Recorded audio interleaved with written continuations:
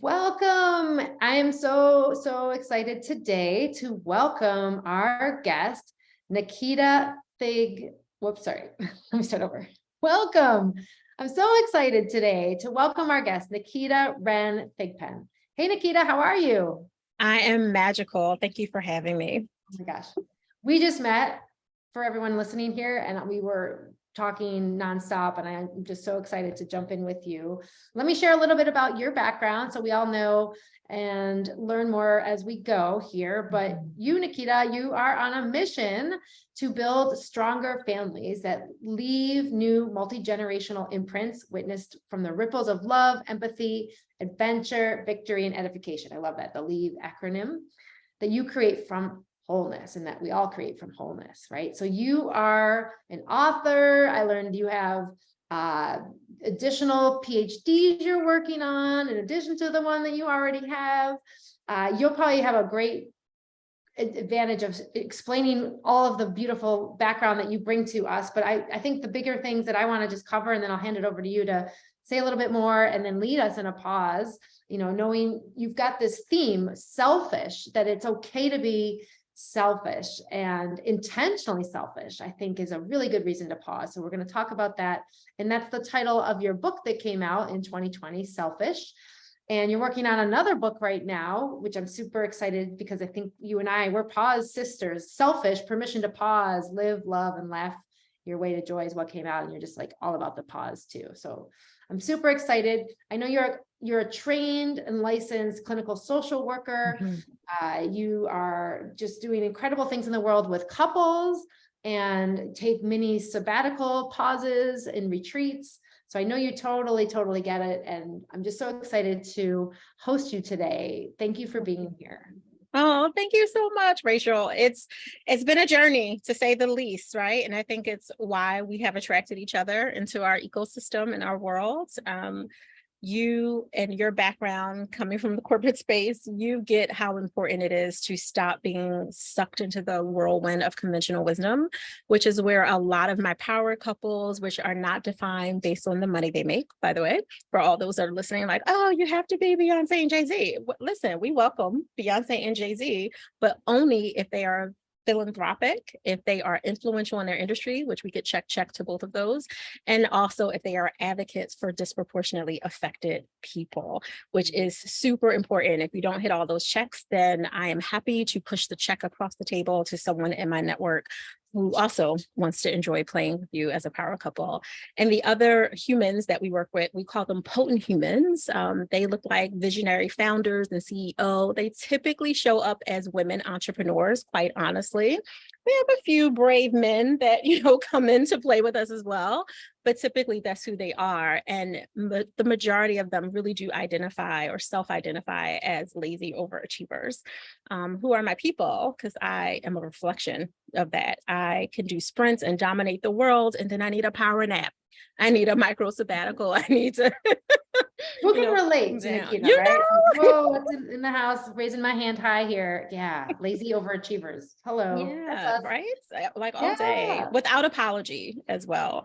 And where the intentionally selfish aspect of that came from was honestly me honoring what I needed most for the spaciousness for myself. So for me, it's an intentional, personal gift that you give yourself to create joy your way. And you need the space to do it. We have to slow down. For some of us, we have to full on stop before we end up in a hospital with an IV stuck in their arm, without permission, right? Because you've had a full on breakdown or mental health fallout on so many levels.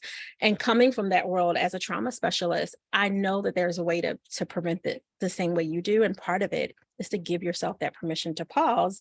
But before you do it, you got to be selfish enough to say, I'm claiming this for me right now. I need to reclaim my power. And I can't do that if I'm answering to everyone at all times on all cylinders.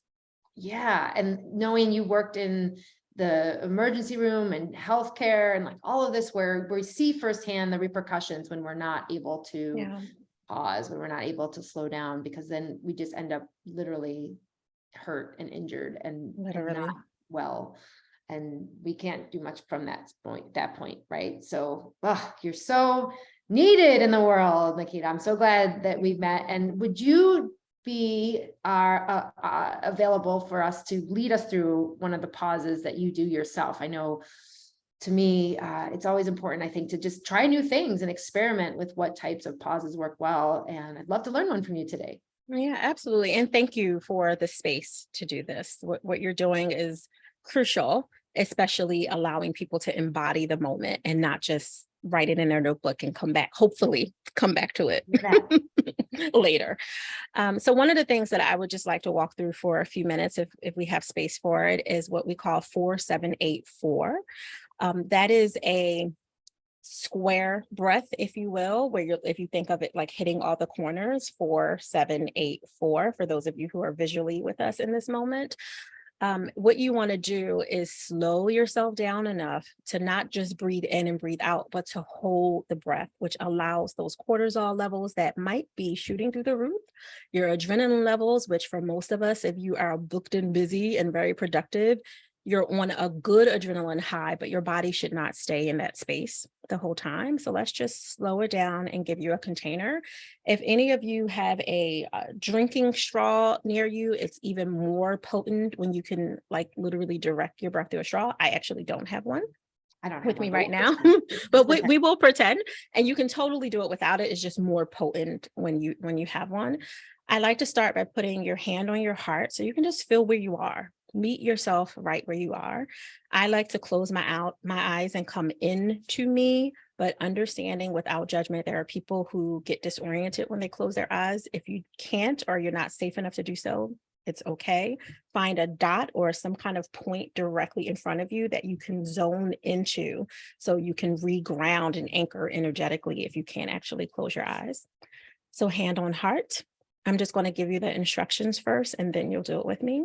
You're going to inhale from your belly. So feel your belly pulling in as it also expresses out. Inhale to a count of 4. You're going to hold for a count of 7. Hold the breath.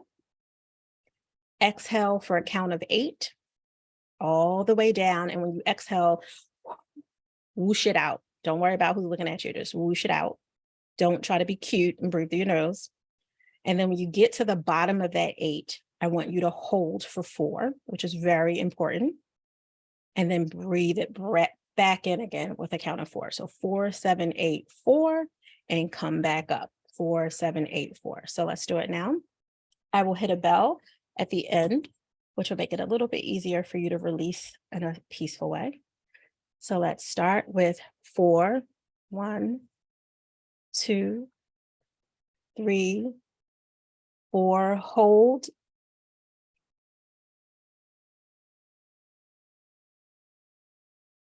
Whoosh out.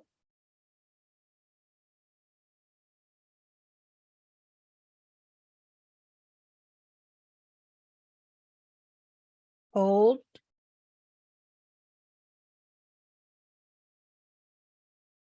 Bring it in.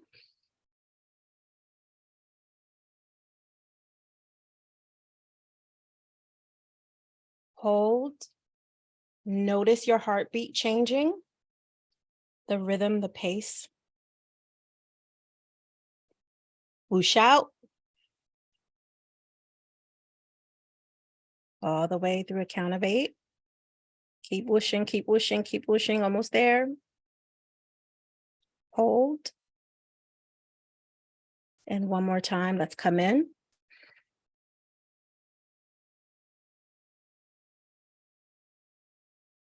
Hold for a count of 7.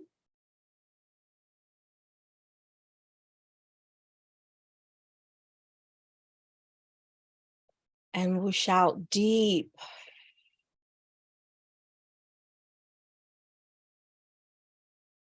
Squeeze it out, squeeze it out. Get to the bottom and hold.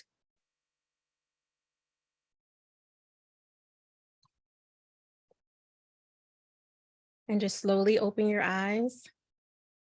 If you're comfortable, you can release your hand from your heart and come back to center, which means come back to your normal breath.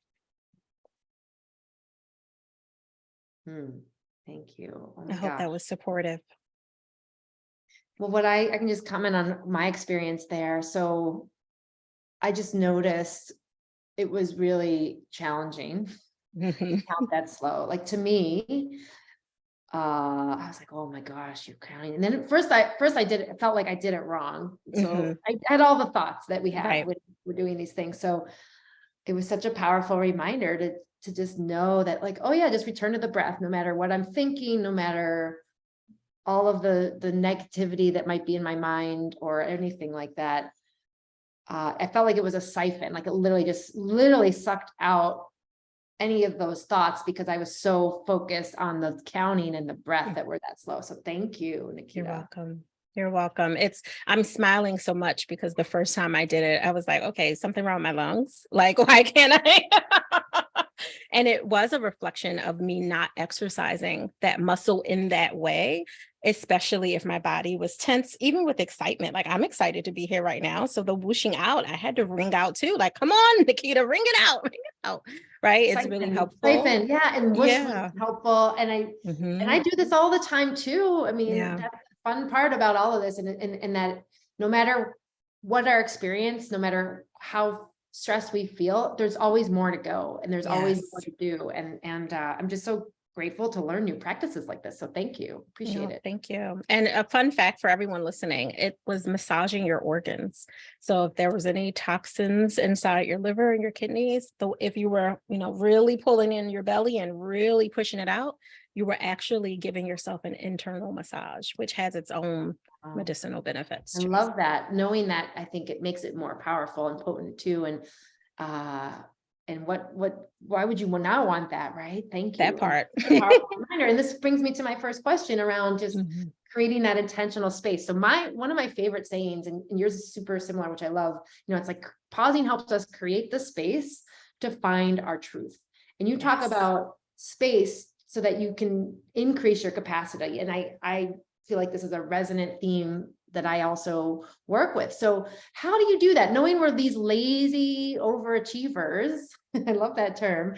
How do we create that space? Like, what do we do in that sense so that we can increase our capacity and expand other than breathing that awesome drill? Yeah, absolutely. Thank you. It's first self-awareness, right? Like you do so much personal work to make sure that you're continuously looking at where you have arrived in your self-awareness, but also seeing that there's a space to evolve in your self-awareness and giving yourself that permission to expand in your self-awareness, like releasing those things that no longer serve.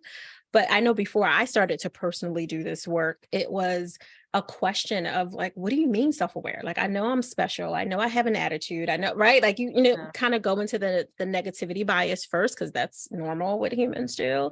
We look at all the things that need to be fixed or modified in the mirror before we step back and say, look at this brilliance, look at this beauty. So I always bring people back first before we can start the through line is look at yourself. Ideally, like literally look at yourself in the mirror. Go to your bathroom mirror. It doesn't have to be anything fancy. Don't use your car mirror because you can't see enough of yourself. You want to be able to at least see from mid chest plate, like if you're a woman, like right in the middle of your breastplate. If you're a man, right in the middle of your breastplate, like all the way up to your face. So you're not so close that you can't fully see yourself, but you're not so far away that you can't look into the eyes of your soul. And you want to look at your eyes when you do, I call this a mirroring activity. You look at yourself, you take a breath, let out the giggles, let out the awkward facial expressions, like whatever's happening, like, oh my goodness, my lipstick is on my teeth, whatever little stuff is coming up, shake it out. Give yourself the grace to have that 15 seconds and then come into you, looking at yourself and start forgiving you. So I do this. It's been about 8.5, almost 9 years that I do this nearly every single day because I'm a woman with a lot of trauma. I've been abused on every single level growing up. And although I've had therapy and counseling and spiritual mentoring and all the things, there are moments that can trigger all kinds of little buttons that you didn't even know existed in your nervous system. And you have to be mindful to constantly be being in a space of good, healthy healing and expression of that healing. So this is something that helps me personally stay centered in that. And I look in myself in the mirror and I say, I love you. You are worthy of every good thing. I forgive you. And then I run down the list, me personally. I forgive you for talking a little bit out the side of your mouth to your husband this morning. Okay. Yeah. 28 years or have you talking out the side of your mouth. I forgive you for not being as patient as you wanted to be with your 22-year-old when she asked for ABC XYZ, right? I forgive you for rushing that last bite of breakfast that you had when you really needed to take the moment to nourish yourself and enjoy the moment. I forgive you for being messy last week, when whatever that mess looks like, and I get granular. And I usually do somewhere between 3 and like 8 forgivenesses of whatever I might need to forgive and release for myself. And then I come right back to, I'm deserving and worthy of every great thing. And I love you. And I sit in that. I pause, just like we held at the end of that breath, at the exhale and at the top of the inhale. I hold. I don't give myself an out to say, okay, I'm done that, like checked off the box and run away. I sit and I stare at all of me. Before, when I was talking into my eyes, going into the soul of me. I kind of pull myself back, not physically, but in an eye expression. I pull myself back and I look at my whole face. And I take in the beauty of all of it. Not, oh, here's your mole, like, none of that. Like that, we shedded that first 30 seconds before we started the forgiveness mirroring work. So now it's just me loving on me. That helps me reground in any self-awareness that I need to do, because, we can get real egotistical, right? Like we can get caught in our head because we're so smart. We know so many things. We're so brilliant. And sometimes we forget the humanity of us that needs to be reminded of. Yes, we are dope, but we have to acknowledge that there is also doubt that comes up as well. And that's my moment every single morning. And I anchor it to when I brush my teeth. I brush my teeth first because I don't want to be in there like, you got something in there. I brush my teeth. And as soon as I'm done brushing my teeth, I start my mirroring work. So that's where I would start. For anyone who's tactile like I am, and you just need an activity, you can't just journal it, which is also tactile and it's very helpful. 20 minutes a day of journaling is evidence-based strategy to prove to make you happier, right? But for some people, our brains are really smart machines. So if you've been journaling for 8+ years and you're kind of doing the same thing over and over, it's a great practice. You've improved tremendously, whether you give yourself credit for that or not. However, your brain is so smart, it knows the game. It knows what you're doing. But when you do the soul work through the mirroring activity, there's always something going on in your subconscious that's like, hey, don't touch me yet. I like this comfortability. I like this fear. I like this flaw. It makes me feel like I'm supposed to play small or to stay in this moment, right? Like there's all that kind of chatter in the background, and it forces you to break up those patterns by starting there. So personally, that's where I would start. I like that. And I also am thinking about, this is that creating the space. It's intentionally selfish is my understanding. Right. And I do think it's important to find what works for you. Right. So just, even if that sounds absurd or crazy, I think it's a powerful way to just try something out and try it out as a pause. Right. And I think leading off from that, I think a lot of times, speaking of clever brain activity that we have and driving what we do, a lot of times I think we talk ourselves out of those things. Like, I don't have enough, like whatever excuse du jour is, right? I don't have enough time. Or we have these feelings of like guilt or shame, or, I already know I look, whatever I'm telling myself, like, you look terrible. Why would you want to spend 2 minutes looking at myself right now? I'll look later, like that's what my brain would say. So how do you become this intentionally selfishly free to not have those feelings like guilt, shame, anything that feels like fearful or anxiety wise, or just even angry? Like, how dare I spend this time on myself? Ooh, you are hitting a button. There's so many layers to what you just said, right? Like, because there's the logical part of ourselves. It's like, well, I need to know, because I've grown up, or maybe in religious communities, maybe you were taught, don't be selfish, don't do that. I think everyone on the planet, by the way, has that motto. Right. Like, don't be selfish. Although you'd be surprised. I was literally just reading on LinkedIn yesterday, there's a whole trend around being and I quote this, not by my quote, but this is the quote. It's on a tote bag. It's a book about it and all of it, called Selfish Cunt. It's a whole thing. And it's acknowledging the women who choose, which I totally value, that choose not to have children. And they are reclaiming their power by identifying as selfish cunts.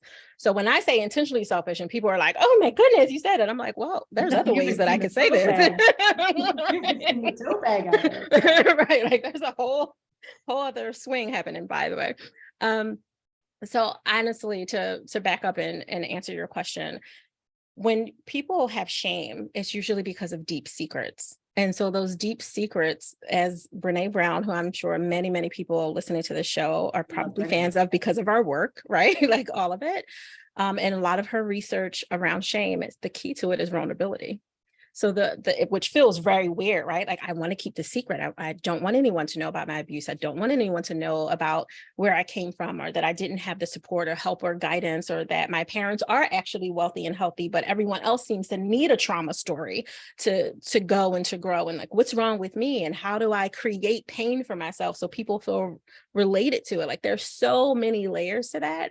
And the releasing of it is by being honest about what you're proud of, what you're feeling excited about, what you have accomplished, and not denying it or skipping over it or pretending it doesn't matter, because that was energy and effort and resource that you put into it. The same as if you did have a little T trauma, is what we call it, versus a big T trauma, which was what people are most familiar with, the major disasters, rape, victimization, like that kind of thing. You don't need to have any of it to be a valued human, right? But if you believe that, then you're keeping so much of your light hidden underneath this calcified chaos of shame and guilt. And for some people, anger, rage, arrogance, insecurity, imposter syndrome, rumination, analysis paralysis. I mean, the list can truly go on.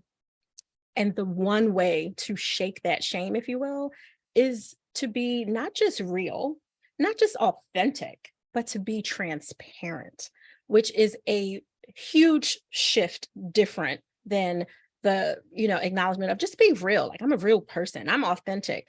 Yes, you're authentically in your ego, right? You're authentically in a shame spiral, you're authentically dealing with these challenges, but that's not the same as transparency. And you start that baby step by having, hopefully you've attracted that tribe of people, what I call your kitchen table people, that are sitting at the table that you can trust with your emotional nakedness. You can trust them with your cellulite, like whatever might be going on that you would normally not just put out there. You feel that these people don't judge you, that they honor you, and there is huge reciprocity in it. So you start with being transparent with them instead of insisting that they are transparent with you, because that often happens in our relationships, which is a whole nother, part of that conversation. The guilt for most people is honestly not the same as shame. Shame is more about the secrets. Guilt is usually when you feel that something needs to be forgiven and you don't have the power or the strength emotionally, energetically to do it. You feel so heavy by it, which is why the forgiveness work, something like the mirroring technique, is so releasing. We all have things we're not proud of. Maybe you were the kid that was the bully in school. Yes, you're in your 30s and 40s now, but that doesn't mean that that's not sitting with you somewhere, especially when you hear stories about people being hurt or bullied, or vice versa. Maybe you feel like it makes you look weak to say, oh no, when I was 10 or I was 15 or when I was 25, a friend of mine, an ex of mine, made me feel like I wasn't in my power. And for some reason, because now you're considered a boss babe or whatever the title is that you wear proudly across your chest, you're hiding that. And part of it is because, yes, you may have forgiven the other person out loud or to yourself, but you didn't release the guilt because you never forgave yourself. So a lot of it, honestly, is like looking at where you are in the process. And if you have all of those things, no shade, no judgment, let's take one. And let's look at who's at our kitchen table. Let's see who we can trust with sharing it, talking out. And you're very clear. I don't need you to give me a solution, the person at my kitchen table. I don't need you to fix me because I don't want to resent you for it. I just want to be heard.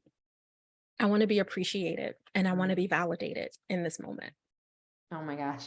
Oh, wow. Yeah. And I hear a few things there. So one is be vulnerable first, like just lower your waterline and be okay to know that that can help serve you in service towards maybe self-forgiveness, but also alleviating these maybe feelings that are ruminating that you feel like you can't get rid of, whether it's the shame or guilt or fear or anxiety, like all of those things. Yeah, that sounds like something that can serve me and all of us. That's so powerful. And then the kitchen table concept. So, a lot of times I feel like we don't maybe have the chairs filled. If we maybe don't have a network that has people that were like, man, I just wish they could see me for who I am, but like, here's the person I got to show up for because they know me as X or like, da, da, da. So that's another humongous, powerful concept, because I think we forget, like, whoever might already be the de facto kitchen tablers, right? Maybe they're not the ones that really deserve to be at the table with you. Come on.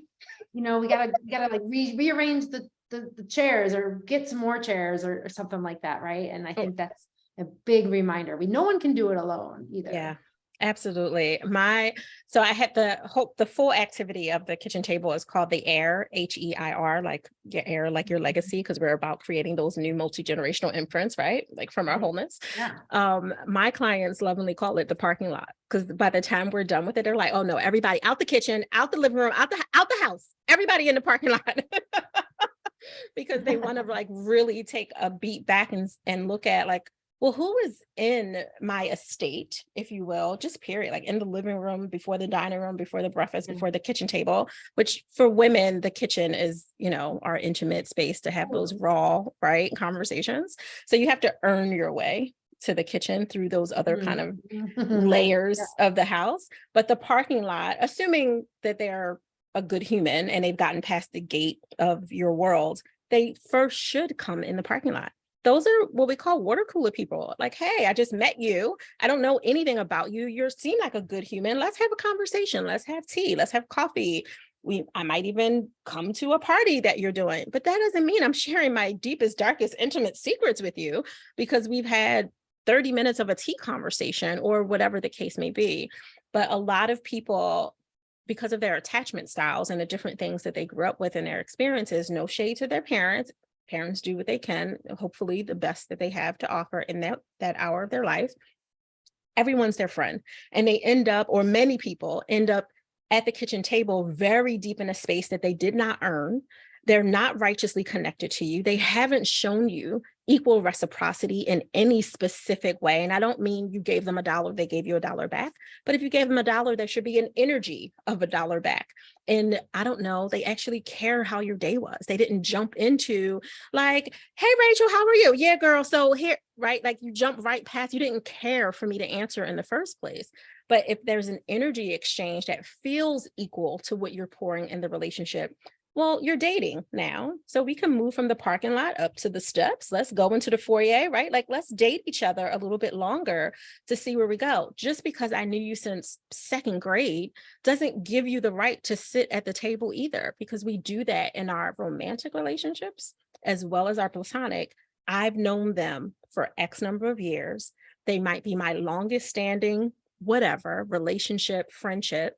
Well, of course, they're at my kitchen table. Okay. When was the last time that relationship served you? When was the last time you looked at their name popping up off the phone and you didn't have a gulp in your throat or a queasiness in your stomach? When was the last time you thought about them when you were going through something exciting or you were going through something damaging? When was the last time you could literally connect with them without having to preface everything so that they wouldn't damage you in the midst of that conversation? Like, these are like a lot of the prompts that we go through to help people see that there's a way you can have people earn their way to the kitchen. And you don't have to tell people like, hey, Naketa, you're a parking lot person, right? Like, you don't have to give them time, right? I think that would be a little harsh, right? Be like, well, dang, how long do I have to stay in a parking lot?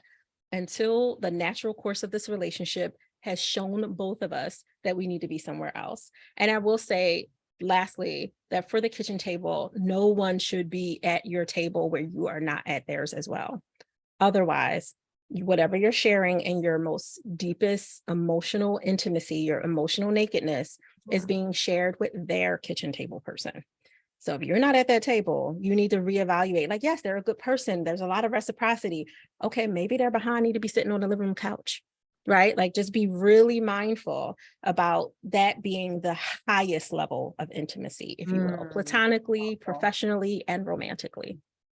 Thank you for reminding us of that, and that we all deserve to have those folks at our tables, and that there's others at theirs who are on par with us, right? Who are our equals and see and value us for all of the things that we are doing and who we are. Yes. Thank you. Yeah.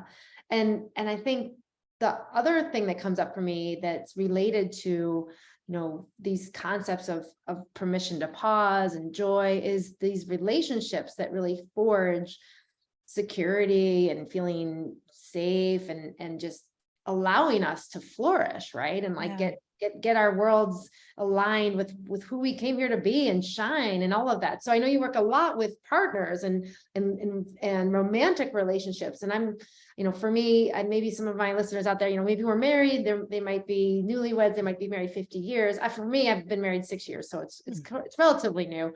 But can you tell us a little bit about, how we can all even be like selfish lovers and bring in that permission to pause, even if maybe our lifestyle doesn't necessarily like do that right now, or we're just like, doing our thing. And then we just have this relationship on the side and we're like, oh, cool. Like high five, doing this thing that you're doing. I'm curious, like, how do we get there? How do we bring that to bear a little bit more in our lives?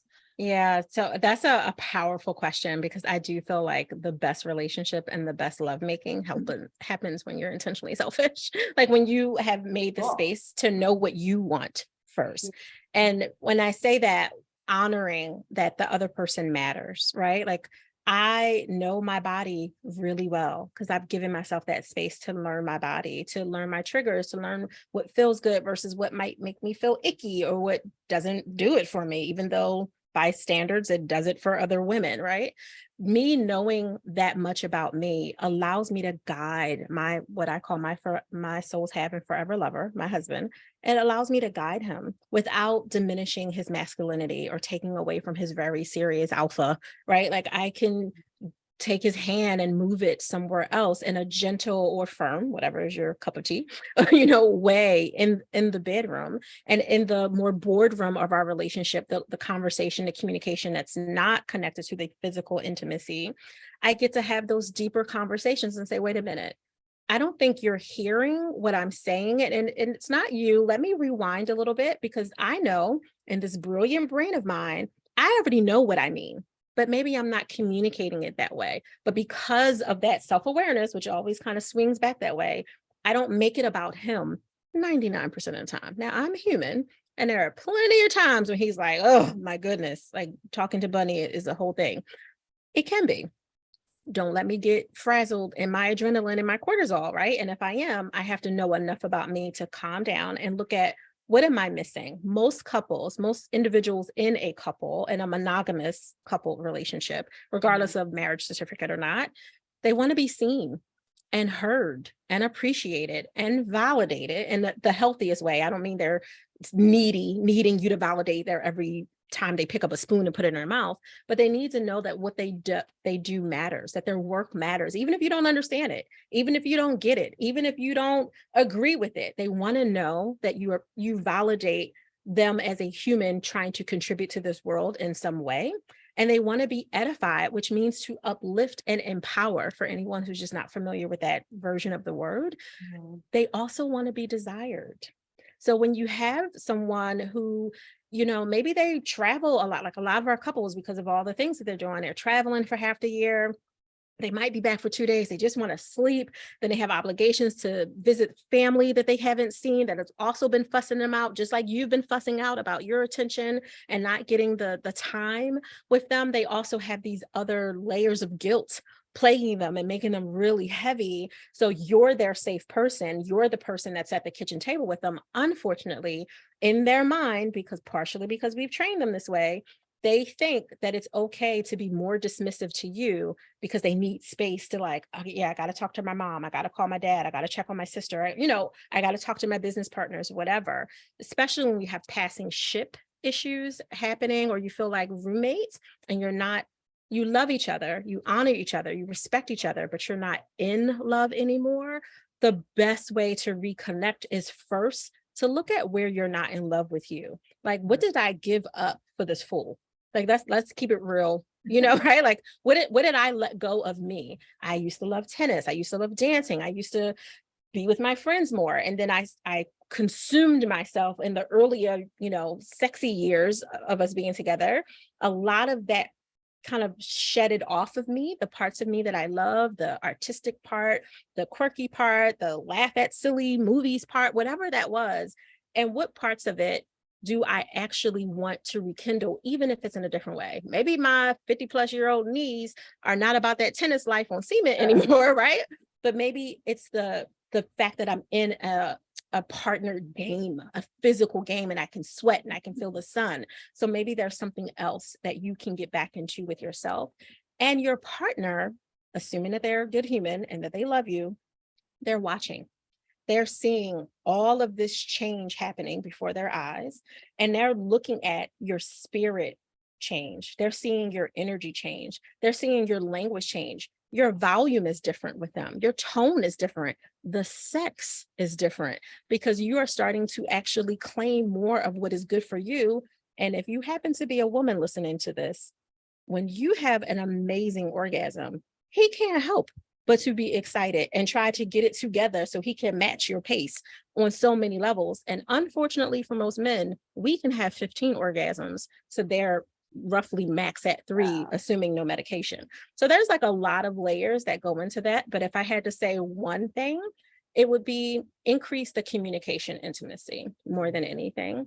And then we can ride from there. Take it from there. Yeah. I love how you're just bringing this all together, right? I know like I know for me, I compartmentalize a lot of things, whether it's work, whether it's my relationship or my social life, my friends, all these things that we're talking about today. And what I'm hearing is, this goes back to what you stand for, which is like wholeness, like going back to that. And then like this whole way we get there is through being selfish. Like, how cool is that? Like, love it. Thank you. So, just thanks for bringing it home and kind of tying it all together, because I think what I'm hearing from you, Naketa, is that no matter whether you're single, in a relationship, woman, man, whomever, selfish, not sure what to do next, maybe you're guilty, whatever, it's like you don't even know where to start. It's like, it's okay. But you can just kind of take that permission to pause and to be self-aware, just to be like, what's one thing that I could do differently and try. So just thank you for sharing so much tonight, and so grateful that you're here so we can learn from you and tell us, where can we keep learning from you? How do we find you? Do you have anything else that you'd like to share with us today? Yeah, thank you. I appreciate that, Rachel. I would say the easiest thing is go to asknaketa.com, and there's I think it's 70-minute free masterclass about activating your joy.